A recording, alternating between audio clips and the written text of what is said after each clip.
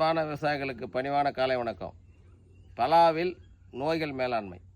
இது மாதிரி பலா பிஞ்சு இது மாதிரி சின்ன பிஞ்சிலையும் இவ்வளோ பெரிய பிஞ்சிலையும் அழுகி கீழே கொட்டுறோம்.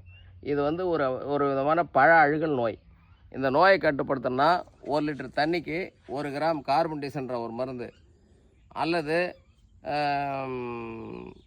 காப்பர் ஆக்சி குளோரைடு 1 லிட்டர் தண்ணிக்கு 3 கிராம் ஒட்டும் பசை போட்டு தெளித்தா இதை கண்ட்ரோல் பண்ணிடலாம். 5 நாளைக்கு இதை பாருங்கள், அங்கெல்லாம் நிறையா வந்திருக்கு. 5 நாளைக்கு ஒரு முறை இதை கண்ட்ரோல் பண்ணால் தான் இதை நல்லா கண்ட்ரோல் பண்ண முடியும். இது கூட தேயிலை கொசு இருக்கிறதுக்கான வாய்ப்பு இருக்கும். அப்படி இருந்ததுன்னா இமிடாக்ளோர்பைடு 1 லிட்டர் தண்ணிக்கு 1 மில்லி கலந்து சேர்த்து அடிக்கும் போது ரெண்டுமே கண்ட்ரோல் ஆகிடும். அதனால் இந்த பலாவில் வந்து இந்த அழுகல் நோய் தான் பெரிய ஒரு தொந்தரவாக இருக்குது. இதை கட்டுப்படுத்தணும், இது படுத்தணும். இந்த பலா வந்து சாதாரணமான நாட்டு பலா. இது வந்து இருக்க பழம், இது ஆண்டாண்டு காலமாக இருக்குது.